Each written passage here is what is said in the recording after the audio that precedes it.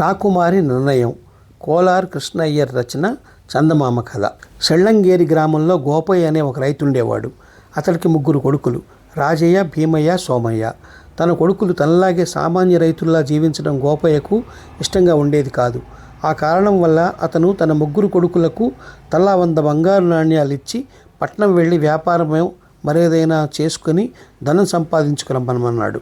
3 6 నెలలు గడిచాక గ్రామానికి తిరిగి వచ్చారు. గోపయ్య తన కొడుకులు బాగా ధనం సంపాదించుకు వచ్చారనుకుని పెద్ద కొడుకు రాజయ్యను, నీవెంత సంపాదించుకొని వచ్చావు, పట్నంలో ఏం వ్యాపారం చేశావు అని అడిగాడు ఎంతో సంతోషంగా. రాజయ్య సంచిలోంచి ఒక అద్దం బయటికి తీసి, నాన్న, దీనిని ఎంతో కష్టపడి సంపాదించాను. ఇది మామూలు అద్దం కాదు. ప్రపంచంలో ఎప్పుడు ఎక్కడ ఏం జరుగుతున్నది దీని సాయంతో తెలుసుకోవచ్చు. అయితే అందుకు అవసరమైన శక్తి నాకొక్కడికే ఉన్నది అన్నాడు. గోపయ్య తన 2వ కొడుకు భీమయ్యను రాజయ్యను అడిగినట్లే అడిగాడు. భీమయ్య తన పక్కన ఉన్న ఒక పంచకళ్యాణి గుర్రాన్ని అతడికి చూపి, నాన్న, నేను ఈ గుర్రాన్ని సంపాదించాను. ఇది మామూలు గుర్రం అనుకునేవు. ఇది నన్ను ఎక్కడికి కోరితే అక్కడికి సునాయాసంగా ఒక్క క్షణంలో తీసుకుపోగలదు. అది నేలపైనే కాక నీటిపైన, ఆకాశంలో కూడా ప్రయాణించగల శక్తి కలది. కానీ ఇది నాకొక్కడికే చెప్పినట్టు చేస్తుంది అన్నాడు. 3వ కొడుకు సోమయ్య నక్షత్రంలా తళతళా మెరుస్తున్న తన వేలి ఉంగరాన్ని తండ్రికి చూపి, నాన్న, ఈ ఉంగరానికి ఒక అద్భుత శక్తి ఉన్నది. ఈ ఉంగరం నన్ను ఇతరుల కళ్ళపడకుండా అదృశ్యంగా నేను కోరిన చోటుకు తీసుకుపోగలదు అని చెప్పాడు.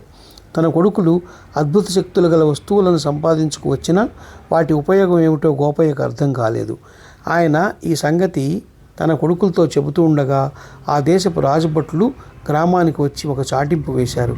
అదేమంటే, వసంతసేన ఆ దేశపు రాజుకు ఏకైక కుమార్తె, అద్భుత సౌందర్యవతి. ఆమె రాజ్యానికి వారసురాలు. ఆమెను కొద్ది రోజుల క్రితం ఒక దుష్ట మాంత్రికుడు ఎత్తుకుపోయాడు.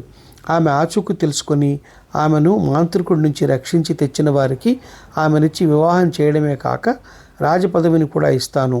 ఈ చాటింపు విన్న గోపయ్య కొడుకులు తాము సంపాదించిన అద్భుత వస్తువుల సాయంతో రాకుమార్తెను రక్షించవచ్చని సంతోషించారు. రాజయ్య అద్దం సాయంతో మాంత్రికుడు రాజకుమార్తెను ఎక్కడ దాచాడో తెలుసుకున్నాడు. వాడామెను సముద్ర మధ్యంలో ఉన్న ఒక చిన్న ద్వీపంలోని గృహంలో దాచి ఉంచాడు. ఆ గృహాన్ని రకరకాల ఆయుధాలు ధరించిన యమకింకరులు లాంటి వాళ్ళు కాపలా కాస్తున్నారు. భీమయ్య తన గుర్రం పైన తమ్ముడు సోమయ్యను ఎక్కించుకొని ద్వీపంలోని గృహానికి కొంత దూరంలో గుర్రం దిగాడు. సోమయ్య తన వంగర ప్రభావంతో అదృశ్యంగా రాజకుమార్తె ఉన్న గదిలో ప్రవేశించి మంత్రదండాన్ని గాలిలో తిప్పుతూ ఆమెను బెదిరిస్తున్న మాంత్రికుడిని సమీపించి ఒక్క కత్తివేటుతో వాడి తలను తెగవేశాడు. తర్వాత సోమయ్య రాజకుమార్తెతో పాటు గుర్రం దగ్గరికి వచ్చాడు. 3 దాన్ని ఎక్కి ఆకాశ మార్గాన క్షణాల్లో వచ్చి వాళ్ళ ఇంటి ముందు దిగారు. గోపయ్యకు తన కొడుకుల అద్భుత శక్తులు చూసి ఆనందం కలిగింది.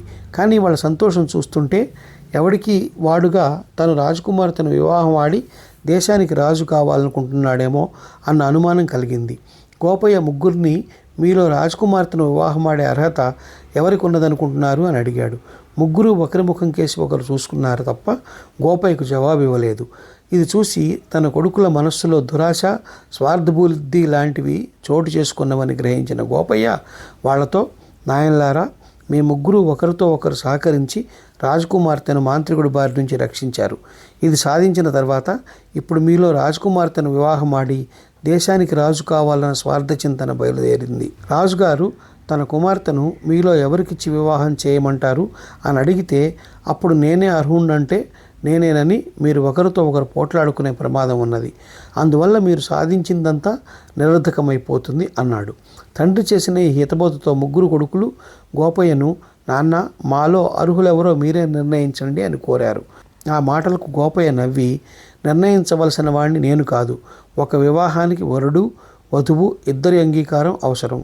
కనుక మీరు రాజకుమార్తెను తీసుకుపోయి రాజుగారికి అప్పగించండి. మీలో ఎవరిని వివాహమాడదలిచిందో ఆమె చెబుతుంది అన్నాడు. అన్నదమ్ములు 3 రాజకుమార్తెను రాజు దగ్గరికి తీసుకుపోయి జరిగింది చెప్పారు. రాజు ఆమెను వారిలో ఎవరిని వివాహమాడ కోరుతున్నామని అడిగాడు. రాజకుమార్తె బాగా ఆలోచించి, నాన్న, ఈ 3లో జ్యేష్ఠుడు రాజయ్య. అందువల్ల అతడికి ప్రథమంగా వివాహం జరగడం ధర్మం. అంతేకాక అతడి అద్భుత శక్తి గల అద్దం వల్లనే నేనెక్కడ బంధితురాలేమన్నది తెలిసింది. అది తెలియకపోతే మిగతా 2 గుర్రం, ఉంగరం శక్తులు వృధా. అందుచేత రాజయ్యను వివాహం ఆడదలిచాను. భీమయ్యను సర్వసేనాధిపతిగా, సోమయ్యను ముఖ్యమంత్రిగా నియమిస్తే ఏ సమస్య ఉండదు, అందరికీ న్యాయం జరిగినట్టే అవుతుంది అన్నది. ఆమె నిర్ణయం ముగ్గురు అన్నదమ్ములకు తృప్తి కలిగించింది. రాజు మహావైభవంగా కుమార్తె వివాహం రాజయ్యతో జరిపించి అతడికి రాజ్యం అప్పగించి భీమయ్యను సర్వసేనాధిపతిగా, సోమయ్యను ముఖ్యమంత్రిగా నియమించాడు. ఈ కథ నచ్చినట్లయితే షేర్, లైక్, సబ్స్క్రైబ్ చేసి పక్కనున్న గంట ఐకాన్ని కొట్టండి.